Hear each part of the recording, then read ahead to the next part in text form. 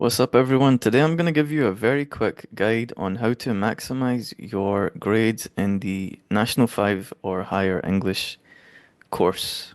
Okay, basically, what I'm going to give you is the optimal strategy on how to approach either your Nat 5 or your higher English course in terms of how to basically do the work and stack the deck in your favor such that you're much more likely to get an A. I don't want to say you're guaranteed a pass, but basically, if you do these things that I'm going to tell you, it's going to be very, very difficult for you to fail, and also you're going to be extremely likely to get an A, if not a B. Okay, so follow these steps that I'm going to give you. Learn these things that I'm going to tell you. Make sure you take notes. Okay, don't just sit there and watch this like a fool. Make sure you got your notepad out and take notes. Okay, and implement what I'm going to share. This is based on the work I've done with my own students over the years in terms of helping them transform their grades from failing to, B's and A's and passing, things like this.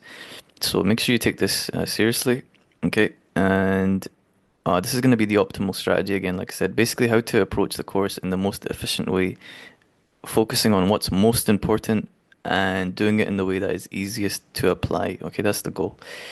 So the first thing to know, okay, is how is the Nat 5 and higher English course, how are they structured? Okay, how do you get your marks? How do they grade the course overall? Okay, the first thing to know is that the Nat 5 and higher the Nat 5 and higher course, both of them are the same, okay, pretty much. They have a few individual variations in terms of certain questions that appear in one, or for example, in the RUE at higher, there's two passages or two texts rather than one. Okay, I'm gonna explain these things to you, but these are all little details, so forget about them for now. Okay, don't focus on them.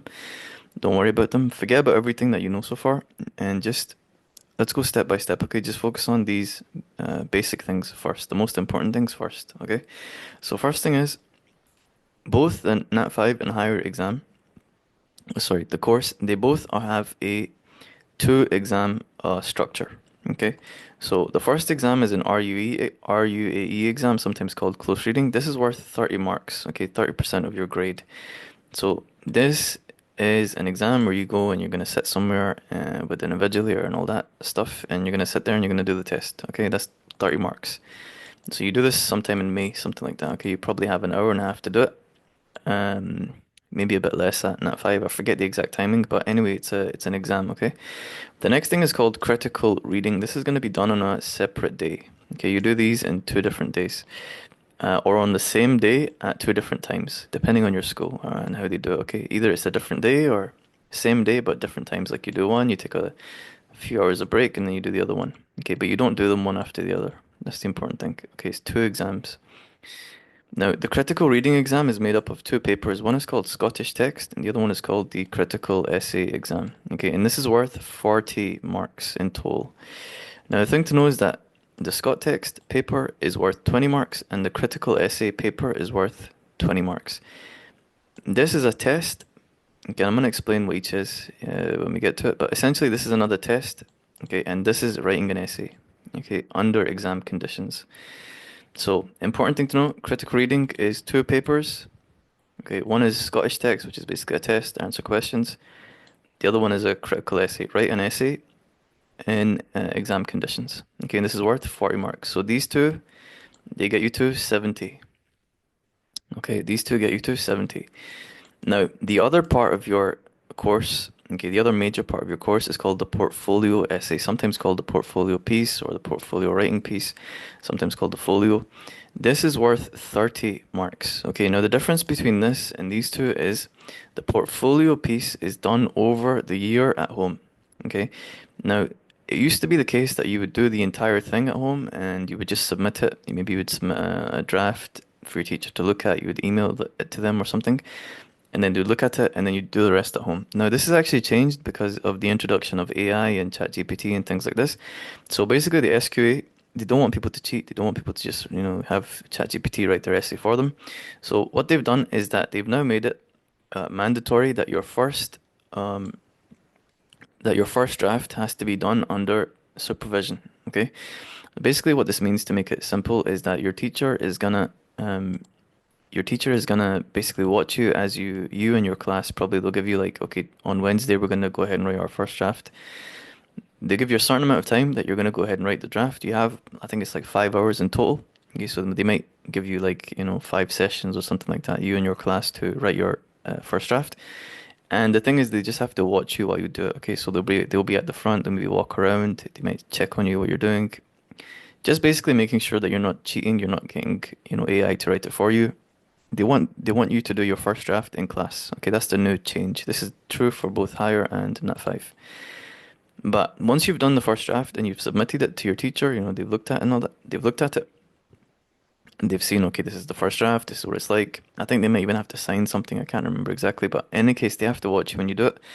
Then from there, you can go ahead and do it like normal. From there, you can now go ahead and do the rest at home. Okay, you can go and work on it at home. You can do the research at home, and just basically throughout the year, your teacher will ask you, okay, show me like what have you done so far, and then they'll keep up with it. But you won't have to do any more like writing in class. Okay, so it's one draft in class, and then after that, you work on it on your own at home. Okay, and then you submit it to your teacher, and they can give you like feedback on it. They can tell you, okay, change this, or here's what's good, here's what's not good. And you submit your final draft in like February, not February, you submit it in like March, something like that. It depends on your school, okay? You submit your final draft, and your teacher sends it off. That's how that works. Okay, so you have exam, exam, not exam. Okay, and this is 100 marks. This is how you get your marks in the course. Okay. Now there is one more thing, which is not an exam. It's not a test per se, but it's more just like an overall pass fail evaluation. Okay, this is called the speaking assessment. Now, you don't need to worry about this because it just basically is determined based on, do you talk in class? Do you participate? Do you ask questions? It can also be done based on a presentation. Like your teacher can tell you, okay, go ahead and you're going to do a group presentation, or you're going to talk about this thing. Okay, go ahead and do a 10-minute presentation, 5-minute presentation, whatever it is. And this is just a pass or fail. Okay, so don't actually think about this. The only thing you need to do to pass this, like I said, is just ask questions, try and participate, answer if your teacher asks you something. And this again is like a pass or a fail. Okay, pass or fail. There's no, so, but again, don't worry about it because it's not like actually official. There's no paper for this. There's no like question paper or anything like that. Okay, so don't think about this. Just participate in class and just focus on this. Okay, these three are the actual important things that you need to think about and focus on. Okay, this is how your course works. Okay, this is how it works. Okay, now the next thing is, how do you actually approach the course itself? What is it that you should actually do? So what I'm gonna do again is I'm gonna give you the most high percentage efficient way of approaching your Nat 5 or higher English course. So what that means basically is, what's the easiest way to get an A? Okay, what's the easiest, most time saving, efficient? Efficient just means most amount of outcome for least amount of input. That's efficiency, okay? So what is the best way to get an A or to guarantee that you can pass either higher or Nat 5 English? How do you do it? Okay, here's what you do. And again, pay attention. This is what I've done, in the past when I've taught students over the years. This is how I did it.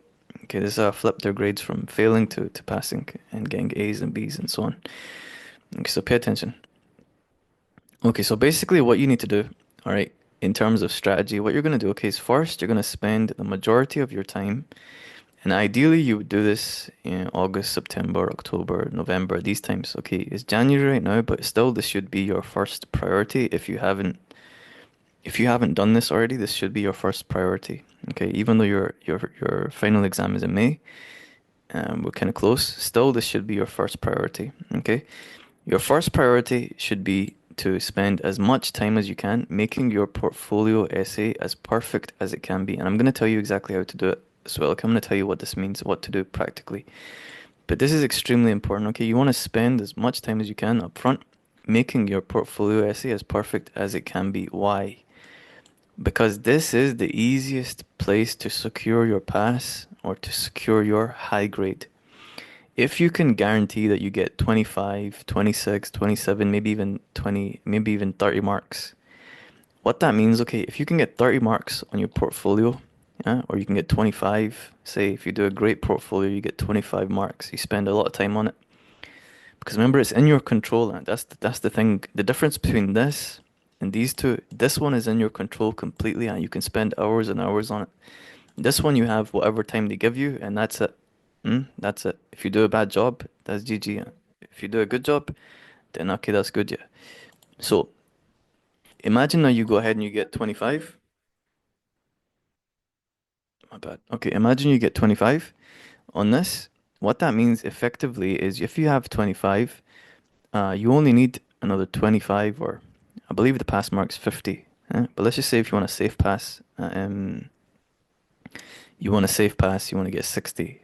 Huh? So if you secure 25 here, what that means effectively is you could essentially just get what you could get if you want to get 35 more. It means you could get 15 from here. You could like scrape a pass, or even you could just yeah, you say you scrape a pass, right? You get 15. Okay, so you just scraped. You failed half the paper. You get 15 from here. Okay, and then here you fail. You get or you scrape the pass again. And you get 20. So you fail an entire paper. So say you fail completely, you get 0 out of 20 on your essay, and say you get 20 for your Scott text, or even just say you get 10 for this and you get 10 for this. So overall, you've done like a bad job, yeah, pretty much. You failed 50% here, you failed 50% here, you failed 50% here. Still, okay, you could get 60 out of 100. 60 out of 100, which if I'm not wrong, it's a B or it's a high C. I forget exactly the grade boundaries, but in any case, you passed. You passed, and this is true for higher and also for Nat 5. So imagine you failed half of this, you failed half of this, you failed half of this, but because you spent a lot of time on your portfolio, still you managed to get 60 out of 100, which is either a which is either a B or a C. Let me check. SQA English grade boundaries. Okay, let me check.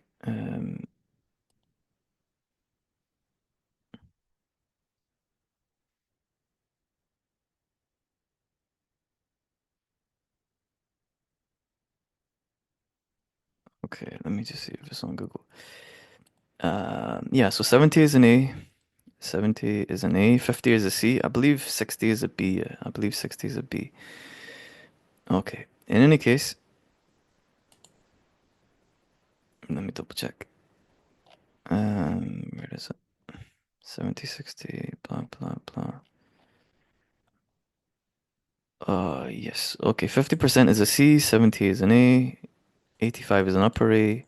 So a B is a 60 if I'm not wrong. In any case, it's a good pass. Yeah, that's the point. It's like a solid pass. There's no doubt that you passed. And again, this is from failing half of this paper, failing half of this paper. Like you get 10 out of 20, 10 out of 20. You get 20 out of 40. Yeah. So no one really would be happy with that mark. Huh? You get 20 out of 40 here, 15 out of 30 here. You're scraping by your teeth. But because you spent a lot of time on this, you get a 60, which is like that's a good mark. Huh? So not to mention if you get 25 here and then you actually do well on these, like you get 15, say in this, 15 in this, what would that be? So say 25 here plus 15, what's that? 40 plus 15, what's that? 55.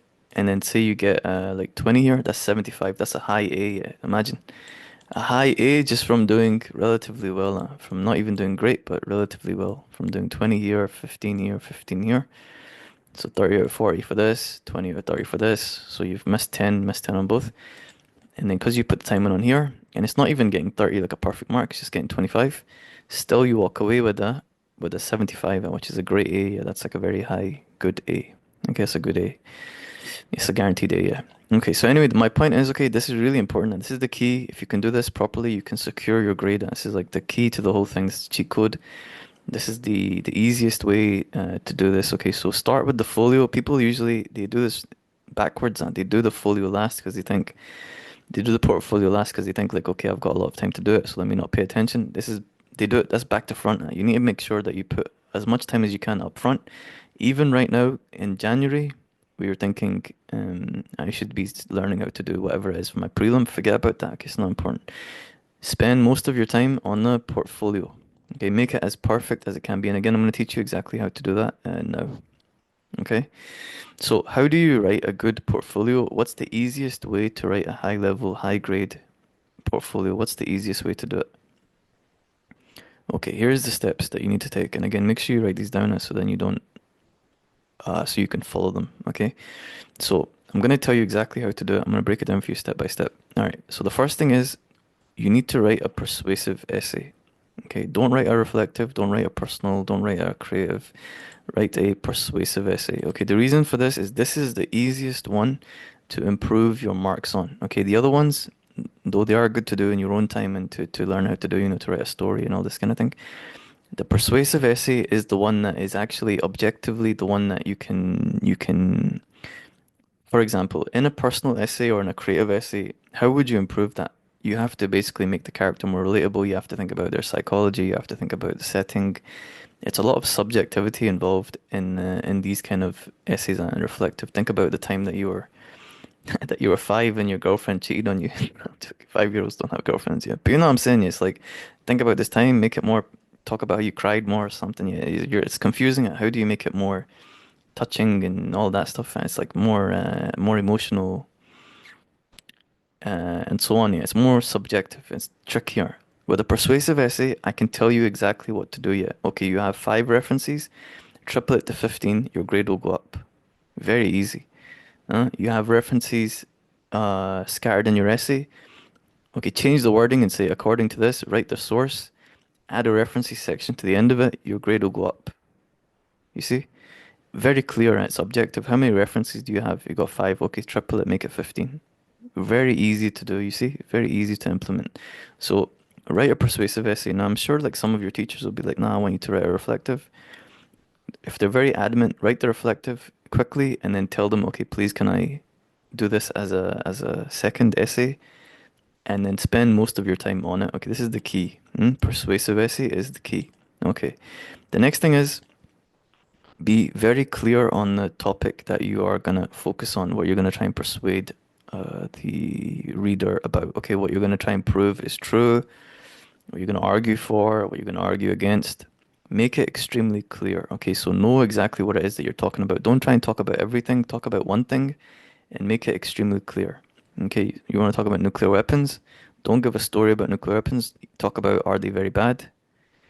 And therefore they should be we should stop making them or we should disarm the ones that we have. Take a position, take one position and stand on it. Okay, don't sit on the fence, don't take two. This is not a comparative essay, it's not a critical essay in terms of comparing sides and talking about arguments. This is a persuasive essay. Take one side, okay, and make sure it's something that you actually you believe. That'd be ideal. Take one side, be clear on it, and stand on it. Okay.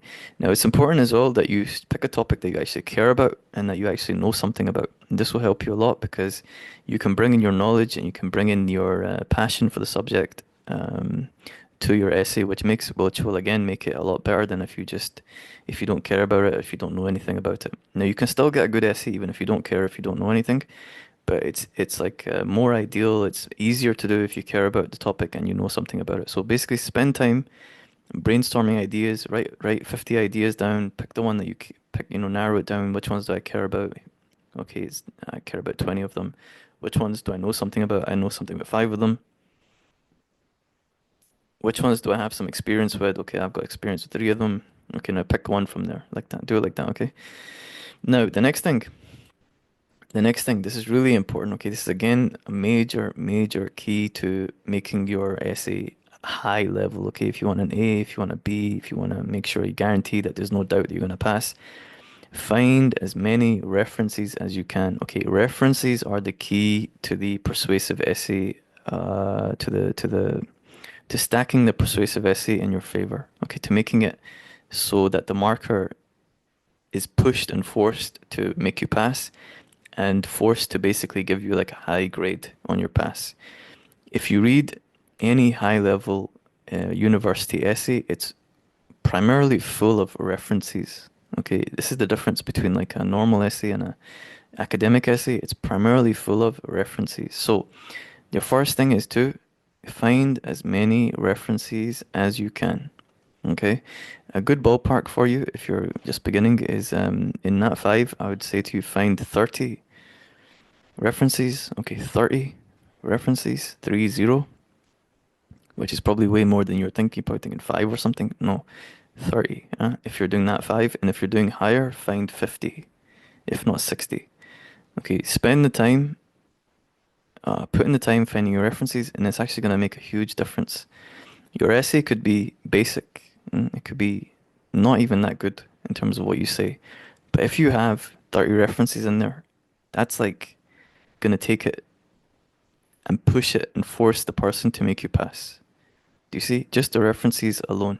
Not never mind if you write a good essay on top of that, or if you write an average essay on top of that. An average essay plus a ton of references becomes a great essay, or a good essay, I should say. In any case, it becomes one that passes. There is no essay that fails that has like 30 references in it. That doesn't happen. Okay, that never happens. So find as many as you can. Again, a good ballpark if you're doing that 5 is 30. If you're doing higher, let's say 50 or 60. Let me say 60, so I'll give you a high number. At least 50, let me say. Okay. Now the next thing is, how do you actually find these references? Okay, how do you find them? I should say online. People don't read paper newspapers anymore. Okay, what you want to do is really actually quite easy. Okay, so don't be lazy. I'm telling you exactly how you do it, and I'm giving you the easiest way to do it. Okay, so what you do is very simple. Just basically go on Google, okay, and just search your topic, the name of your topic. So, for example, nuclear weapons, or nuclear weapons should be banned, or danger of nuclear weapons, or death toll from nuclear, whatever. Just search your topic name, nuclear weapons, for example, if that's the subject, the topic, and then type in scientific article. Type in facts, type in scientific statistics. Okay, there's different phrases you can use. Like you can say article, you can even say facts, you can say statistics, expert opinion, like this. Okay, so just Google your topic plus one of these keywords. Okay, like nuclear weapons are bad, plus scientific article, and then do the same for facts, do the same for statistics, do the same for this, and you will find tons and tons of websites. You'll find a bunch of stuff that you can basically make into a reference. Now, and again, like I said, find as many as you can, find more than you need, 3 times as much. Go overboard on this, okay? Now, once you do this, and again, I've given you the good target, 30 for Nat 5, 50 or 60 for higher, okay? Once you've done this, take, go to the, go to the, go to the website. Okay, and here's what you're gonna do. Copy a section of text from website. Okay, the source. So maybe if it's an article or something, it'll be like like a piece of writing. What you want to do, copy a section, okay, and it can be something like even just this long. Okay, it can be like a few sentences. That's fine. You're basically getting a quote from it or two, something like that. Or it can even be longer, like a paragraph or something. Copy a section, okay, and then copy the website and put both of these. Okay, so imagine if this is the quote from the article. You take this, you put it into a document, and then you take the website that you got it from and you put that in as well. Okay, so like imagine this is all writing. So this is the quote from the website. Okay, you take this, and then you're gonna put the name of the website in there as well, like this. Okay, and you want to make a document. You want to do this, huh? You want to make a document like this with 30 of these. Okay, so imagine this is writing from the Imagine this is writing from the website or the article or whatever. Okay. You copy and paste it, and then you copy and paste the name of the website too. You just copy the link in basically to make it simple for you. Okay, now do that again with 30 of them for Nat 5 and 50 of them or 60 of them for higher. Okay, make a document of it. So don't put these into your portfolio, but make a document. This is going to be your references section that you're going to put at the end of your portfolio. Okay.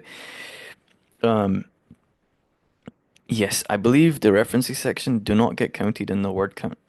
Okay, you can double check this with your teacher, but I'm pretty sure they don't get counted in the word count. The word count is for the essay itself. References section don't get counted in the word count.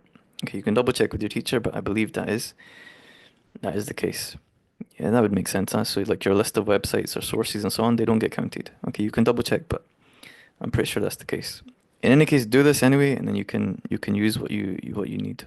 Okay. In any case, what you're gonna do now, okay, is you're gonna go ahead and you're gonna pick. Here's how you use them in your essay. Okay, how do you use them in the essay once you've gone ahead and made the document? Okay, what you're gonna do is you're gonna pick as many of them as are relevant to your writing. For Nat 5, pick at least 20. For higher, pick at least 40. Okay, Nat 5, 20. Higher, at least 40. Nat 5 is 20. Higher, at least 40. Higher, 40. Okay. And what you're gonna do, the way you're gonna use them in your writing, okay, is you're gonna basically you've got a bunch of quotes now, huh? You're gonna set it up like this. You're gonna find a piece of your essay that fits the quote or that you can fit the quote into. You're gonna say according to, then you're gonna mention the reference. So imagine if it's like a website, you just say the name of the website. Don't put whatever.com. Don't do that. Just put the website name, like scientificarticle.com, or you could say scientificarticle.com, I suppose. But just put the name of where you got the source. Hmm? So according to the scientific journal of whatever, according to this person who's an expert, and then you just mention what they say. Look how easy it is. So basically, I'm writing according to, and then I'm taking the quote that I got from here. Sorry, I'm taking the name of the place that I've got a bunch of them written down according to scientificjournal.com or scientificarticle.com. They say, and then I'm just gonna paste in literally what I got from that website. You see how easy it is? According to the source, and then you literally copy and paste what they say. Like this, huh? According to Scientific American, which is a science magazine, and then I put the quote like that. Look how easy that is. I'm gonna do this 20 times for my Nat 5 essay. You can do more. 20 times is the minimum, but I'm just giving you a good thing to target to aim for. If you do 30, that's even better. Spread this throughout your essay. Okay, and for higher again, it's 40. Again, if you do more, it's even better. You cannot do too much in terms of your folio for persuasive essay. Okay. Okay. So do this. This itself will make you pass.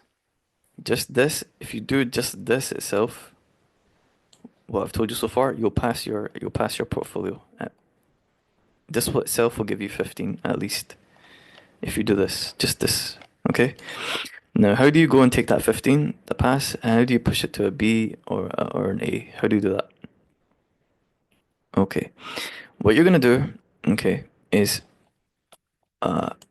actually before you can even do this, what you need to do, okay, is you need to do this step first. Okay. Find the references, yes, find the references, but before you can put them into your essay, you need to do this first. Okay. You need to do this in like a process. Okay. What you're gonna do, okay, is you're gonna prepare all these notes, these references, and all these things, your idea.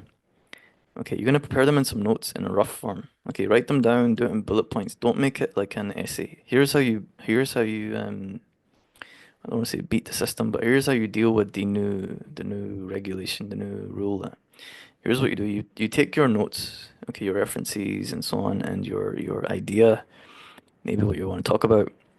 You do it in bullet points in rough format. It shouldn't look like a written out essay, and it should definitely not look like a computer put it together for you. Okay, so don't use ChatGPT, don't use any software. Do it, write it by hand, or write it out, but do it in bullet points. Okay, rough form. It should look rough, basically. It shouldn't look good. Okay, it should look messy, basically. Okay, you're gonna take this, and this you're gonna show to your teacher as your notes, your preparation notes. Okay, and then you're gonna go ahead and write your first draft. And it doesn't really matter what your first draft looks like. Just base it on this. First draft is not important. Okay, just base it on this. Okay, and then write your first draft so you can get past this little rule that they've made. So you can pass this thing and we can actually get to the making it good. All right, so go ahead, take your notes, write the thing, just write whatever, it's not really important. Show them, and then boom, we're gonna take it, and obviously, don't make it bad, just make it as good as you can, but don't worry about it because we're gonna make it great after. Okay? Yeah, and again, obviously put some effort into it because part of what they do is they kind of like they're going to look at your work over the year. They're going to compare it to the first draft and check, okay, are you still talking about the same thing? Has your writing changed? Blah blah blah. But don't worry about it. Just basically do what you can in class with your notes and so on, and then now we're going to take that and make it much better. Okay, how? So, actually, in your notes, what you want to do is you want to make sure that you include your topic idea, some of what you want to talk about. But again, do it in messy. Don't do it in like in a nice way. Don't make it neat or anything, so your teacher doesn't think you're cheating. Okay. Now, once you've done your first draft and have started working on it at home, this is the important part. This is where we can actually take it and flip it into something great. Hmm? What you want to do is you want to go ahead and implement now what I said above here. Take the 30 or whatever it was references that you've collected, put them into your portfolio. Okay, in this form, according to the source and then the quote. Okay, so you want to do that now. Now, what you want to do after you've done that, okay, is you want to now basically try and make your portfolio as big and detailed as you can. Okay, make it double the word count if possible. Go into as much detail as you can, include as much references as you can, talk about as much as you can, speak as much as you can. So basically, double the word count if you can. So not 1,000, but 2,000. If you could triple it, triple it. What you want to do is you want to make it as big as you can and as detailed as you can. So then afterwards, you can edit it and take out all the bad stuff and keep only the, excuse me, keep only the amazing stuff. Like when you make a film, you overshoot. You shoot a scene 5 different ways. You only take one of them. You take the best way. And you do that for every single scene. So, like they say on the cutting floor, on the editing floor, 10 hours of film get left on the editing floor, and 2 hours get taken because that's the best of everything that was shot. You might shoot 100 hours of film and only take two because that's the best stuff. Okay, you want to do the same thing for your essay, for your portfolio essay, and that is exactly how you make it amazing. Okay, so make it as detailed, etc., as you can. Okay, and then afterwards, we're going to take that big thing, maybe 2,000 words, 3,000, whatever it is, and we're going to cut it down to 1,000. Okay, that's the word count. 1,000 plus or minus 20%. And again, you can double check these exact little things. I don't really care about the little things yet. They're not really important for me. I'm talking to you about how to pass the big picture. The little things are like you can talk to your teacher about them. Hmm? Much respect to all the teachers out there, but that's not really my concern yet. But anyway, the point is, you can then cut it down to 1,000 words, huh? So you're in the word count. Okay. Now what you're gonna do, okay, is how do you make it great? So from here, if you do all of this, you should be sitting on a B, if not an A already, depending on your writing skills. If you do all of this, you should already be sitting on a B, if not an A already, okay, depending on how good your writing is. But how do you guarantee that you push it to an A? How do you guarantee an A? How do you do that? Okay, what you do is after you've done this stuff, you're gonna now go back into your edited piece, which has your 30 references in it or your 50 references in it. It's edited down to cut out all the bad stuff. It's all the words in there are they make sense. Everything's edited nicely. It's just all the great stuff put together in 1,000 words. Now what you're gonna do, okay, is you're gonna go back into this and you're gonna go ahead and you're gonna focus on improving the word choice. This is your first thing you're gonna do. You're going to change the words and make them more emotional, more strong, more clear, in other words, more persuasive. So, for example, if I say the kid was crying, I can take this and I can change the word choice, meaning the words that we use here, and I can say instead the child. Child is more emotive than kid. Okay, you think of a child, you think of something vulnerable and so on, rather than kid, it's more general. I could even say infant. I could even say vulnerable infant. I could say baby or toddler. I changed the word to make it more emotional, more clear, more strong. And then I changed this from crying to heartbroken. I could also say crushed. I could say depressed. Um, I could say their heart was shattered. Basically, make it more emotional, make it more persuasive, more strong. Okay, do this with your entire essay. Make it as strong as you can, as emotional as you can, as persuasive as you can. Okay. Now, obviously, if you go a little bit too far and you think, okay, this is a bit it's a bit corny, or you think, okay, this is about, I'm going overboard, then you could pull it back a little bit, but push it to the fullest extent first, and then pull back after. Okay, do more, then cut it back and make it less after. Okay, don't don't don't cut back first, because usually when people write these portfolio essays, when students write them, usually they don't have anywhere near enough persuasive word choice in their stuff. It's all like general writing. Hmm? So push it to the extreme first, and then pull it back after, if needed. Now, an additional thing you can do, okay, which so if you do all of this, this will give you an A. I can almost guarantee you get an A if you do all this. Okay, this is how you get an A in your portfolio. A good A as well, an unquestionable A if you do all this. Now, one final thing you can do, this is like optional, you don't have to do this, but sometimes it's good to do. This is just like an additional thing. Don't do it if you don't think it's gonna fit in the thing, but do it if you think there's a space for it. Okay, it's just optional. One thing you can do is try and find a story of someone that supports your argument. I think it's actually a good thing to do. If you can fit it in, try to do it. If you have enough words and stuff around, you have enough word count space to do it. Even if you can do it in a sentence or two, 3 sentences, you can tell a little story. Then it's something good to include because it is a very good persuasive tactic. Okay, try and find a story of someone that supports your argument. Okay, and you'll see like politicians use this tactic all the time. They'll say like, I met this person, probably capped, I mean nobody. It's like, I met this person, she was suffering from whatever, whatever, and now that's why I'm arguing for it. It makes people feel like, that makes sense. That's why now I feel like I can relate to it. Okay, so try and find a story of someone. Just Google like what you're arguing for, nuclear weapons, story of someone who died from nuclear weapons or nuclear radiation or something like that, and then just try and like write the story. Sarah was a girl that was affected by nuclear radiation. Her face fell off or something. Yeah, not to be gross yet, but you know what I'm saying. Yeah, and basically try and tell it in like a very very short story like that to add to your argument. Okay. If you do all of this, again, you essentially secure your pass, not just for portfolio, but for your grade overall. Okay. So spend as much time as you can on this. Okay, before you do everything else. Spend as much time as you can on this before you do everything and anything else. Okay. Now, the next thing that you're gonna do, I'm gonna quickly shoot through the rest of this and then I'm gonna finish off. Okay.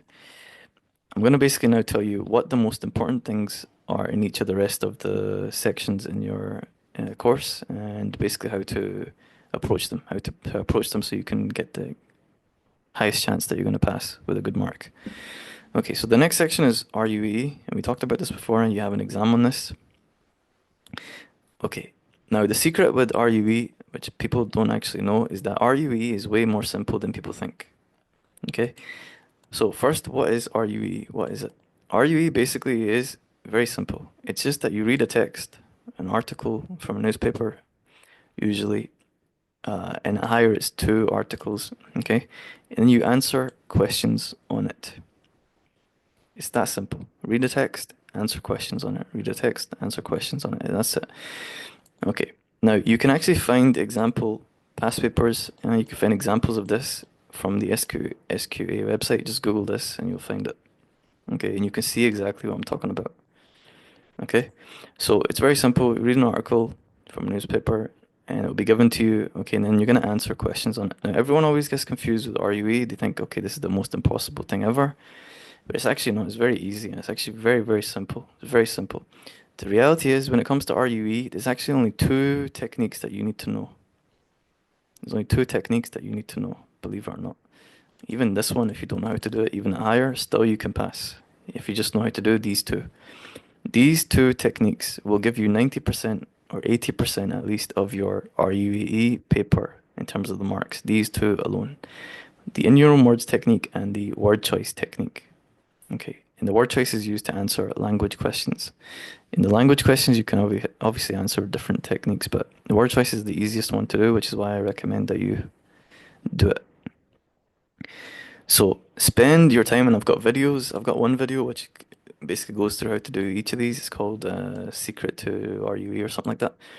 Um, okay, watch that, and you can learn how to do these in an easy to learn way. Okay. In any case, spend your time focused on these. Learn these two, especially. If you're in Nat 5, you don't need to worry about this. This is only for hire. Okay, this is only for hire. Spend your time, learn these, okay, and you will pass your RUE exam and it won't be any trouble at all.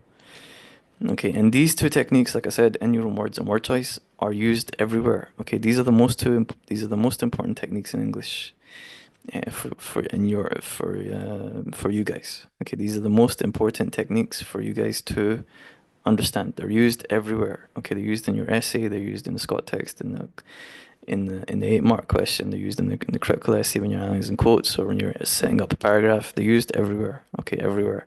So learn how to do these two, master them, practice them again and again and again. Learn the steps first, and then practice using them. Use them with different past papers and so on. Master them, and you will pass your RUE with no problem at all. If you don't know how to do them and you master them, your grade will improve by at least 50%. And this is me being conservative. It's more like 70%, something like that. Okay, and I'm talking about your grade overall. If you just do what I've said so far, you will pass your exam. You'll pass the course. If you just do what I've said so far and you do it to the highest extent, you make your portfolio amazing, you get like 25 to 30, and you learn how to do in-own words and word choice, you can, just with this alone, what I've said, you already can get 60 out of 100, if not 70. Even if you don't even know how to write a critical essay. You don't even know how to write a critical essay. Just by these two alone, you can get C easily. Okay, you can get 25 on this. You can get 25 on this. Not even a C actually. You'll get a B because you can pass this 10 marks. 10 marks on this. And what is that? 25, 25, 50. You can get a B. You can get a B just by this, even if you don't know how to write an essay at all. You fail the essay completely. Do what I've said so far. You can pass with a B. With 60%. Now, obviously, even if you just write a basic essay and they give you 5 marks or 10, you can get an A. Can you believe that? You can get an A just by, you can fail your way to it. You can fail your way to an A. That's crazy. You can literally fail your way into an A. Isn't that crazy? So, master own words, master word choice. Okay. And you will pass. Okay. And it won't even be difficult for you to pass. Okay. Watch my video on this and you'll actually see I count up the marks. I actually count up the marks and I show you that I think 28 out of 30 marks on that paper that I showed were just these two. And it's the same for every paper, and it's been the same for every paper since over the last 10 years. It's always the same, yeah. Okay, now, again, the entire English course is on this channel. Okay, so you can go and look at that if you want to learn everything. But be efficient with your time. Focus on this. So do your folio first, then focus on these two. Okay, and then you can, and this obviously if you're doing higher, but these two mostly. And then you can learn everything else, like the sentence structure, imagery, all that stuff you can do later. It's not as important. Okay. Now the next thing is your Scottish text. Okay, very quickly, what is it? Scottish text is you're given part of a text written by a Scottish author. You're going to study it out throughout the year. I've got a whole series. I think I've covered nearly all of them. I've covered like 90% of them, explaining them, what they are, what their, key features are and all that. Just look at the channel, you'll see.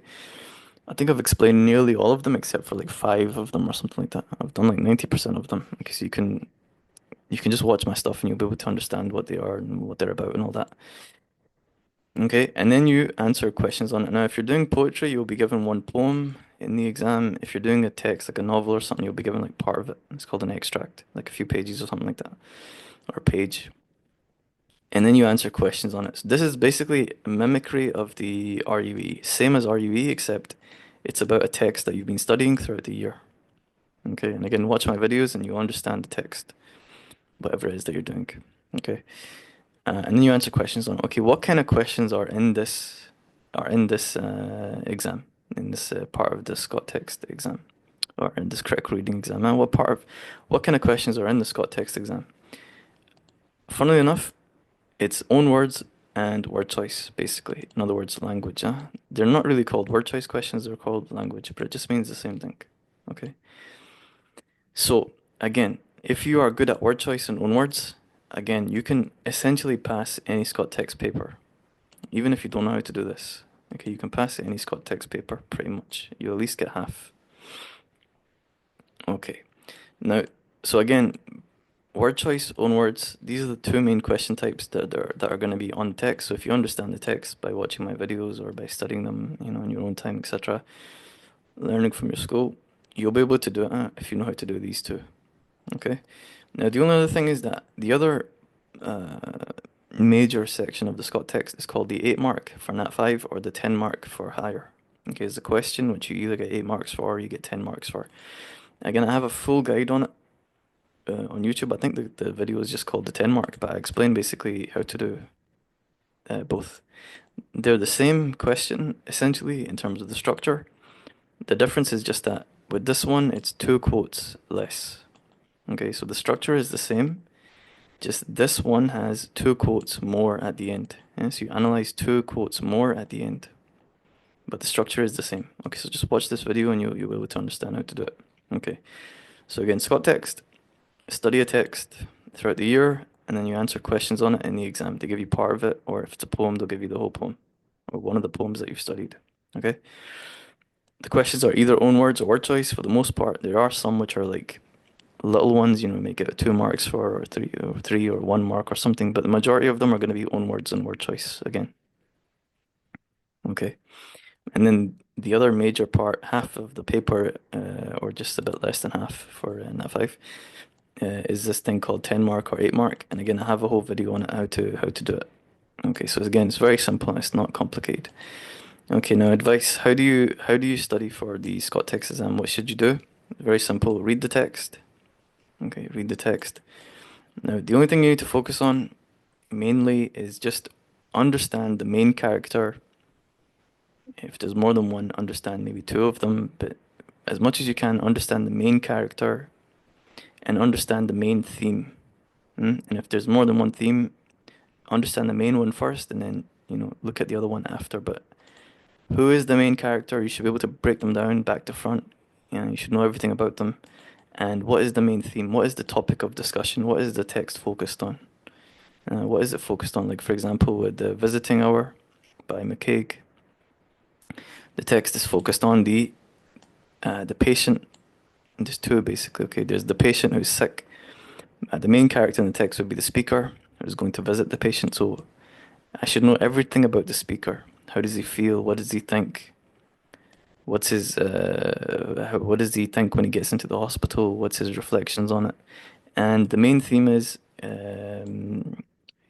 suffering, or the main theme you could say is either suffering or it could be death, one of them. Okay, so what does the speaker think about suffering? How do we see the suffering of the speaker? How do we see the suffering when he sees his loved one? How do we see the suffering in the hospital? How does the speaker deal with death? What is the death in the hospital? What is his take on death, etc. Like that. Huh? I think suffering is the main theme, more than death. Okay, if you're doing, for example, um, The Way My Mother Speaks by Duffy, the main character again is the speaker. Okay, so who is she? What is she talking about? What's her main concerns? Like, for example, how she misses her mom. She's trying to be a grown up. She's stuck in between adulthood and childhood, and so on and so on. Okay, and then the main theme again is something like change, or like the change between adulthood and childhood, maybe like growing up, something like this. How do we see the theme of change in her journey? How do we see the theme of change represented with her trying to comfort herself due to her missing her mother, and so on, so on, so on, like this. Huh? Okay, so read the text, understand the character, the main character, understand the main theme as much as you can. You should be able to explain it. You should be able to explain it to a friend for like 30 minutes to 40 minutes, something like that. That's how you know if you really know it. And you should be able to dive deep into it. Okay, now in terms of practical advice, okay, how many quotes should you memorize? Aim for 15. You might think that's a lot, but you have a year to do it. And you still, even right now, you've got 4 months to do it. Aim for 15. If you can do 20, you can do 20. I give you this as a target, so maybe if you hit 10, then that's still good. Huh? Aim for 15, no? Or 20. This is for both Nat 5 and higher. Aim for 15 from the text. Really, and just basically focus them all on the main character. So if I'm going to do quotes for Visiting Hour, it's going to be actually for McCaig's poetry in general. Let me just say if I'm doing Visiting Hour, if I have 15 lines. I don't even know if there's 15 lines in the poem. I think there are. It's more than that. Excuse me. There's definitely more than 15 lines. Okay, so I'm gonna try and 15 quotes from the poem. I'm gonna focus them all on the main character in terms of how he feels, things like this, huh? Now, of course, you can just adapt this, maybe even if the poem's shorter, like some of Morgan's work, there's not even 15 lines in the poem. You can adapt it, or the whole thing might be 15. Okay, memorize the whole poem. But the point is basically, and if you're doing poetry, memorize maybe at least 10 quotes from each one, or 5 quotes from each one, something like this, okay? In any case, memorize as many as you can. Yeah, that's like probably a better advice for you. This is just like a guide, like a target. So then you have something practical. Okay, the more you do, the better, basically. The more you do, the better. Okay, now the final thing, yeah, the final thing before like some just like basic advice. The final thing is okay, your critical essay. Okay, how do you do your critical essay exam? How do you what should you focus on? How do you pass it in the easiest way? Okay, first of all, what is a critical essay? What is an essay? So an essay is an answer to a question. You should write that down, yeah, that's extremely important. An essay is an answer to a question. Fundamentally, that's what an essay is. What this means, okay, is that the essay must focus on the question at all times. The question is your compass. Everything else is darkness. You're walking through the abyss. The question is the compass. Don't forget that. Focus on the question. In an essay, the question is your light, your compass, your focus, your direction. Everything else is a distraction. Okay, focus on on the question like you're hunting an animal or something like that. Or if you're vegan, like you're looking after a plant. Yeah, like you're raising a child or something, huh? You must focus on it like a vulnerable child. You must focus on it completely. Yeah, completely. You must focus on it completely. Do not lose sight of it. Mm. I like the snitch in Harry Potter, which is kind of like a weird name for a thing, yeah. But anyway, like the snitch in Harry Potter, and you focus on it completely. That's your target. Don't lose sight of it. Okay. So that's the most important thing. If you do this, if you understand this, you'll pass your essay, no problem. Now, in terms of practically for you guys, it's doing this, but for a text or a film. If you do a media essay, okay. Okay, now how do you do it?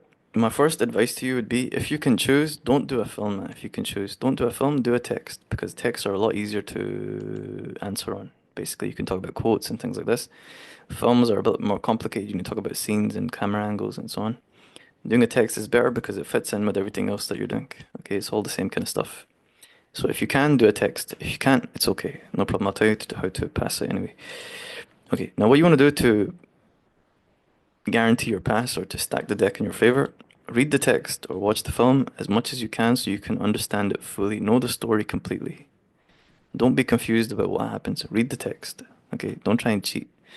Read the text. Now, if it's too difficult, the shortcut is choose a shorter text. Huh?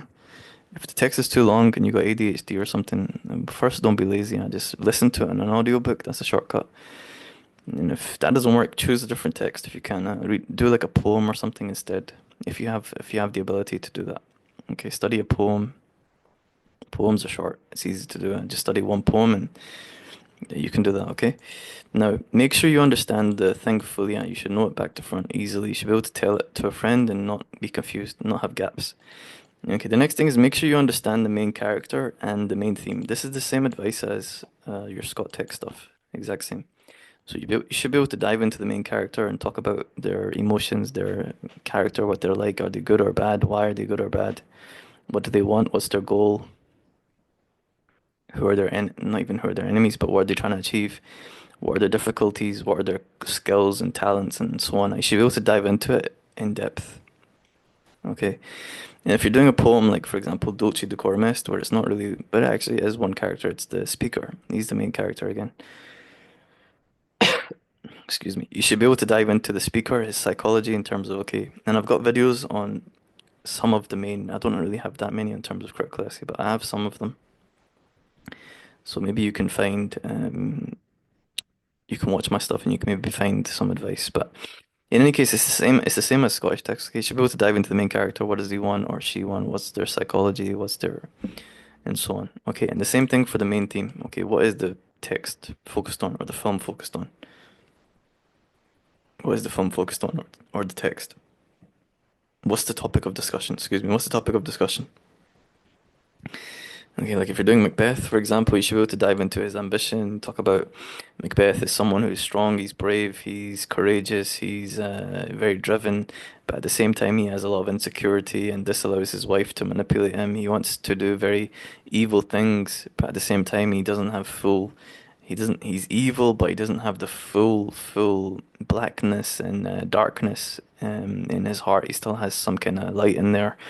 But he is easily influenced, and he desires to be influenced. He's like he wants to be manipulated to give himself a justification or a help in order to achieve what he wants. So he allows the witches to persuade him. He allows his wife to persuade him, and so on like that.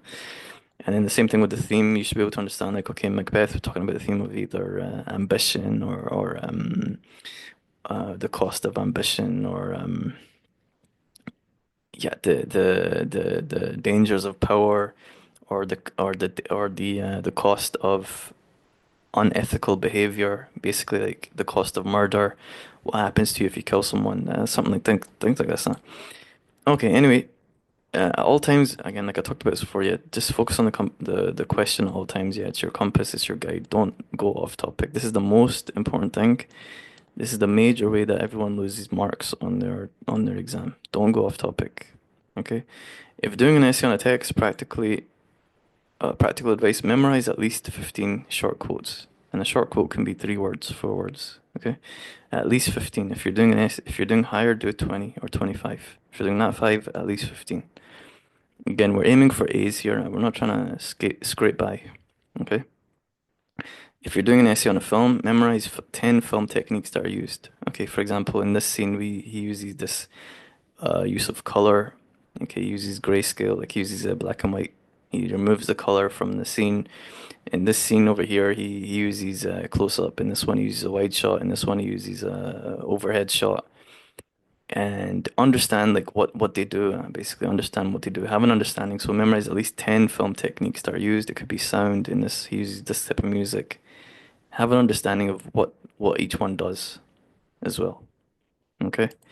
Obviously, with the quotes, understand what they're talking about. So analyze them yourself, use word choice on them, and understand what they do. Okay. Now, this so far will get you a B, at least. It'll get you a B. You'll definitely pass if you do all this. Easily, you'll pass. You'll definitely get a. You're 90% likely to get a B, if not an A, but you're likely to get a B. You'll definitely pass if you do all this. Now, if you want to push from a B to an A, how do you do that? The way that you push from a B to an A, okay, is you need to use a wide variety of words and techniques. So basically, not repeating yourself in your sentences. Um, and you can get to this point by just practicing your critical essay and write it a bunch of times, like at home. You can look at past papers again. You can find essay questions from the past papers. Just go to the critical essay section. Look for the critical reading past paper, and you'll find the critical essay questions. Make sure you pick the question that's in your section. So if you're doing a play, make sure you go to the drama section or I think it's called drama section, either play section or drama. I believe it's drama, yeah. Go to the drama section if you're doing a book, like a fiction book, a made up book, story book. Go to the prose section, prose. If you're doing you won't really be doing this, but for example, if you're doing Orwell's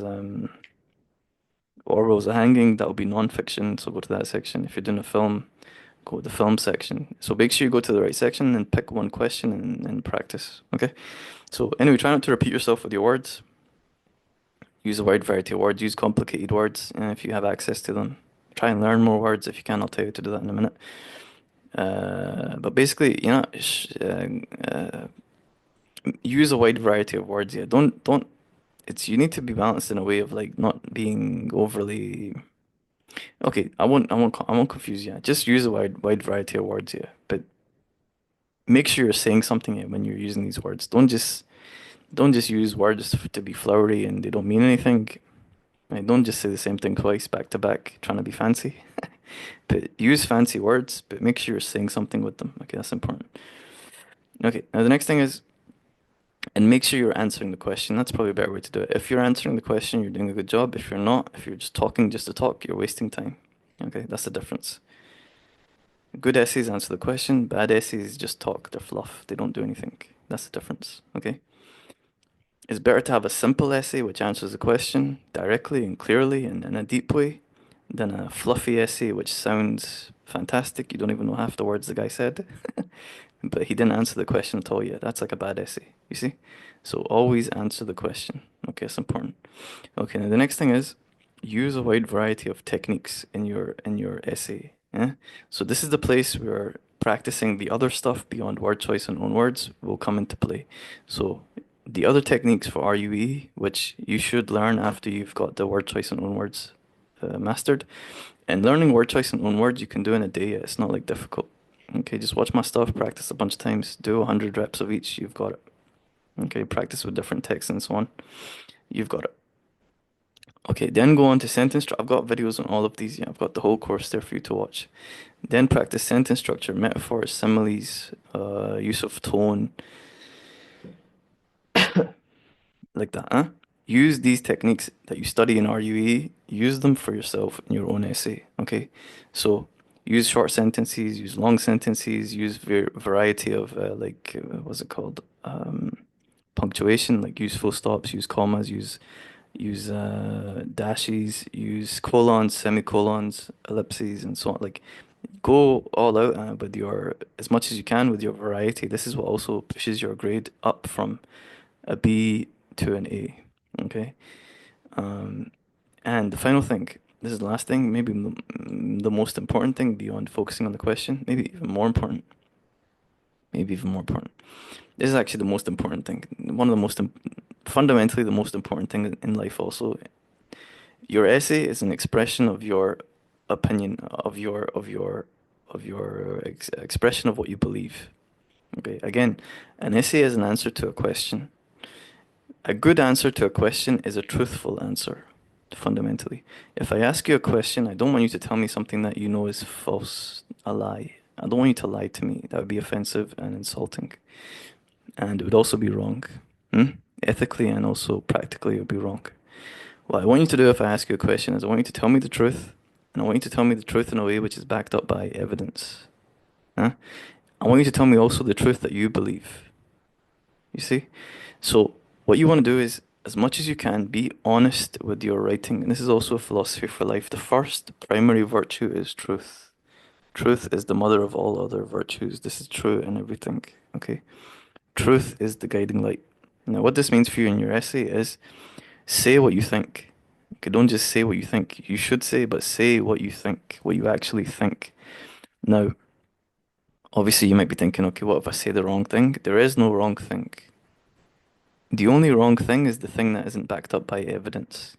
So the way to do this, okay, is don't try and fit the evidence into what you believe. That's back to front. That's okay if you're doing like an opinion piece or something, which I suppose a critical essay is to some extent, but not to confuse you. Basically, look at the evidence, look at the quotes, ask, what does this tell me? What does this follow the evidence? Okay, this is a good way to do it. Imagine like you're a detective or something like that. Follow the evidence, let the evidence lead you, like a scientist would with their research, and then make a conclusion based on the evidence. And this way you can say whatever you actually believe because you've come to that conclusion based on the evidence. Okay? So read the quotes from Macbeth, for example, read his quotes. Think about, okay, what does this tell me about him? This tells me he's insecure. This tells me he's ambitious. This tells me he has an issue when it comes to his self-confidence. This tells me that women can easily manipulate him, especially evil women can easily manipulate him. Find like go wherever the evidence takes you. So don't try and fit the evidence. Don't try and like say, okay, I think Macbeth is like a ambitious guy.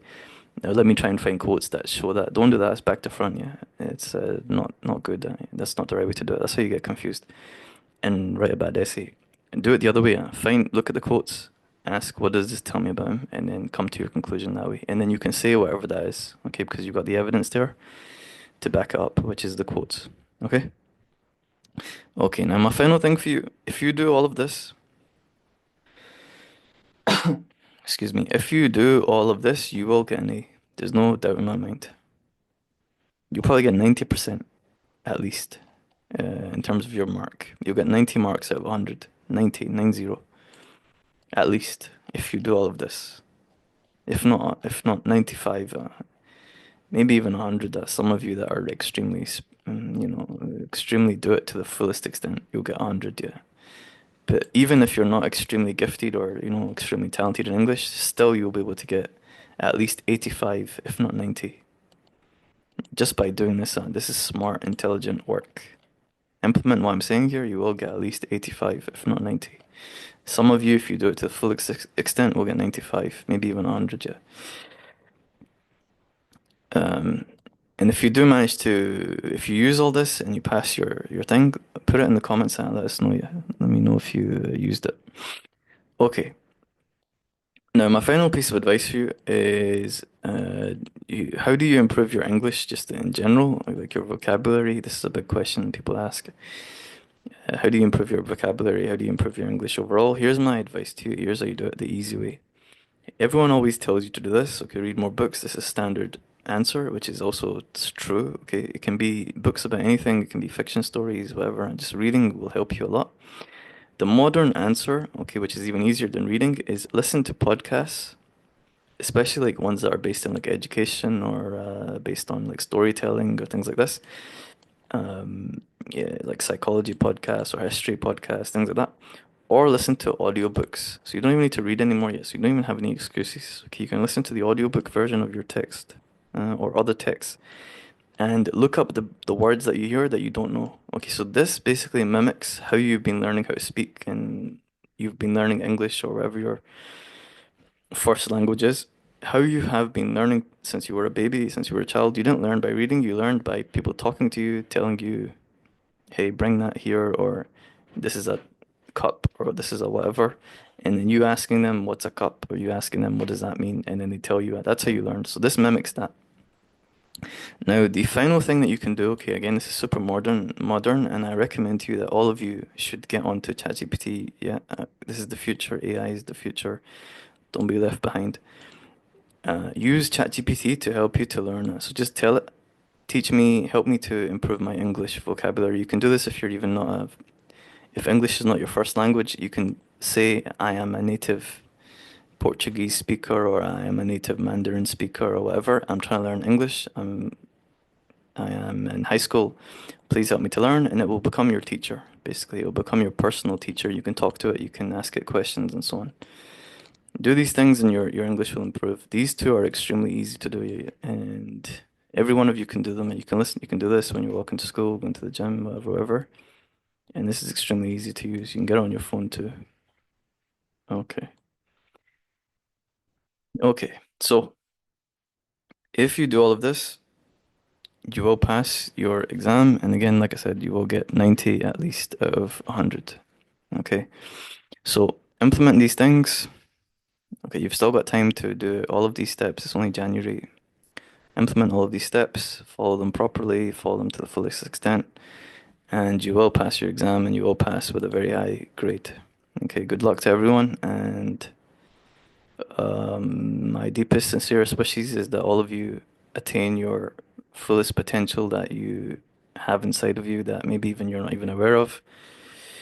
I would encourage all of you to believe in yourselves and to follow these steps to ensure that you improve your life and attain the life that you can have and you should have.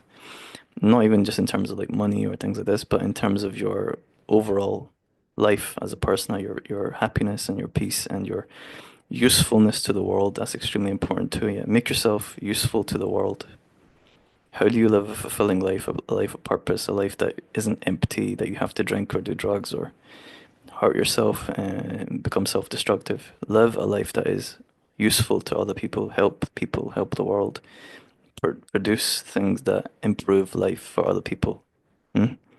Do this and you will become fulfilled and you will live beyond your life because you'll still be alive even after you're passed on to whatever is beyond the great beyond. Anyway, share this with your friends and take care.